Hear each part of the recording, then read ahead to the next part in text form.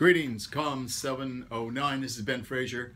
Hope you're doing well. Beginning our last half of the class, I wanted to spend a little time introducing Flannery O'Connor. And in order to do so, in order to set that up, I first want to talk about Craddock and Kierkegaard. Because in many ways, that first half of the semester is setting up this last half of the semester. And particularly, Flannery O'Connor is an example of the kind of communication that is necessary. From what we know before, we know that the church has moved. Penner has talked about this. Smith has talked about this. Certainly Craddock has talked about this, about the needing the new hearing, that our hearing has been telling those old stories in the same way, sometimes just quoting scripture, sometimes being far too direct, and that familiarity breeds confusion and just missing the story. Sometimes the stories, because they're told so many times, the shock of revelation and what really is going on in the stories is missed or left out. And so Craddock is suggesting that we need to retell these stories in more powerful ways and in ways that defamiliarize the old meanings that we have. Not that the meanings are totally wrong, but partially wrong, and we don't understand the problem it really is. Kierkegaard gave a good example of that when you read Fear and Trembling, and how the shock of what Abraham had to really go through was missed. And so Kierkegaard suggests, and Craddock echoes this, indirect communication. Now, indirect communication has a different purpose than direct communication. Direct communication is a problem of information. It's providing information, and so it's straightforward. But indirect communication is more concerned not with knowledge and information, but with capability, or some might call it efficacy. In other words, the power to actually live and do what one is communicating. It is aimed more to the heart, and I would suggest more to the imagination than reason and cognition. And so it captures the imagination, and then that emotion, it helps and empowers one to live out what one is trying to communicate or one believes. And so my argument here is that Christian storytellers, and let me maybe correct that a little bit, storytellers with Christian concerns, who may themselves be Christian but want to tell the kind of story that empowers people to actually live the kind of life that imitates Christ. Those kinds of things need to be told in different ways, in ways that capture the imagination of two or three different audiences. One of the audience, as Craddock points out, and Kierkegaard as well, is an audience that is familiar with all these stories. In fact, so familiar with them that the stories no longer have the power and the influence that they really need to have. In fact, there's a lot of people that just want more and more knowledge and want to do less and less in terms of their behavior, in terms of how they address other people, that they're comfortable, and Kierkegaard wants to shake them out of their comfort, and so does Craddock. The second are those that really don't know very much, or maybe nothing at all, and but are under the illusion that they know what a Christian is. They're not a Christian, but I want to be a Christian because I know those people.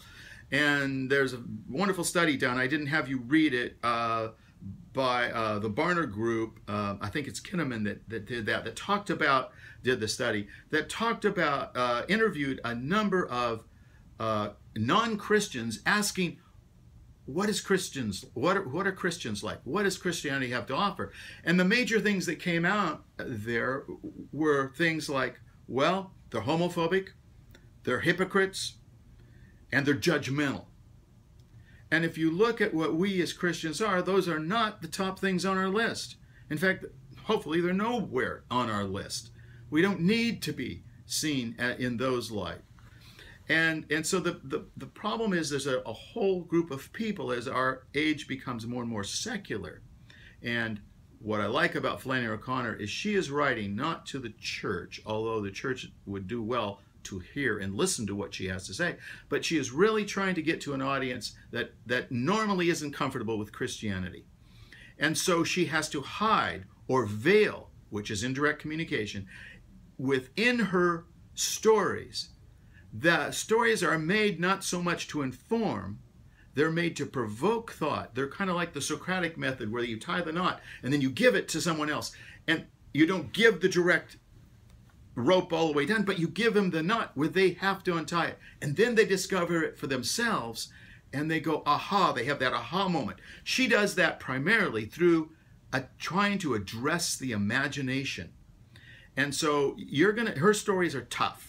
And I don't want to discuss the stories now because I know you're still writing your responses to your answers. But I think I'm going to come back later in the week or maybe next week and talk about what the stories are. The lame shall enter first, and a good man is hard to find. But her stories are there to provoke. One of the stories I didn't have you read was called The River. And The River is about baptism and the importance of baptism. And as you know, one of the things she does is she exaggerates, but she exaggerates to get across the real. And the reality for her is spiritual in part.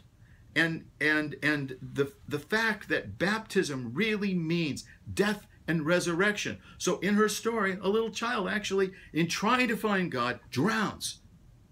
And it seems like a cruel story, but it's a real story in that she's trying to say what baptism is really about are not these play kind of things. It's not some kind of social event that we have. That God is taking the human life and our lives seriously, so seriously that he offered his son to man. Jesus came, you know the story.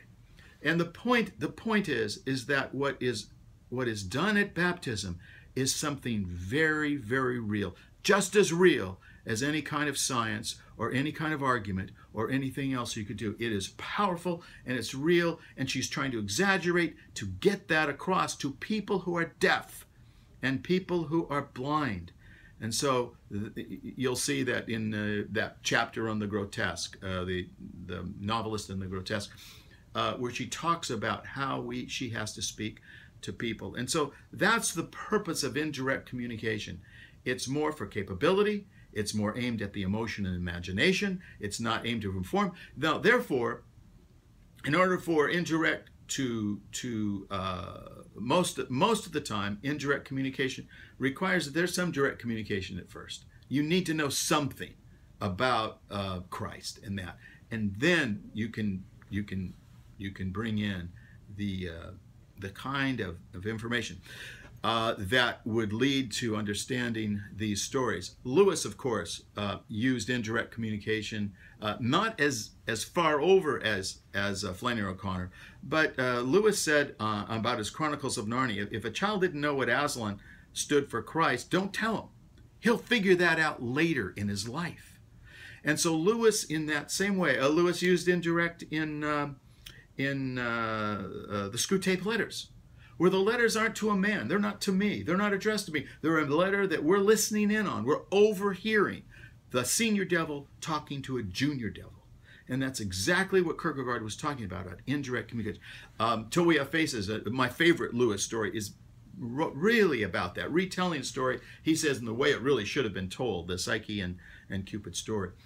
So I hope you begin to understand, because I know the reading of Flannery O'Connor is interesting, but it doesn't immediately say, oh, Christian. It's not sentimental at all. It's made to speak to an audience that does not normally deal with Christian material, and it certainly doesn't deal with it in the way she does.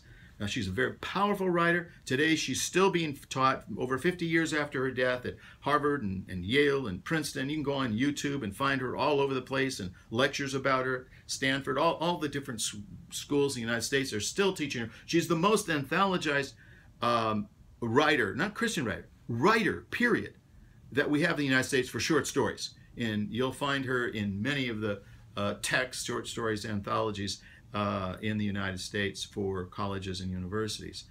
I love her work. Now, she's not for everybody. You don't go home when you're really tired, you worked all day, and just want to read a nice little warm story. Not going to happen. her stories are probably not understood by one reading. They'll provoke you, and you'll go back and you want to read it again. And I know when I first started reading her, I go, yeah, this is interesting, but not something I'm interested in. But then I went back, it just haunted me, and I went back again, and then finally again, and most of her short stories, she only wrote, I think, 31 short stories and 2 novels in terms of her fiction writing. I've read them all, most of them, many of them, several times. They're just so powerful. I hope you can see through the grotesque and through the difficulty what she is really trying to do, that really illustrates in some ways the kind of what artists and professional communicators need to do today. If we just keep going those same stories that people have heard before, and we don't defamiliarize those stories and the truth in those stories so they can again have a new hearing, then we have failed. And I don't want us to do that, and I don't think you do. God bless you. Hope this helps. Thanks. Bye-bye.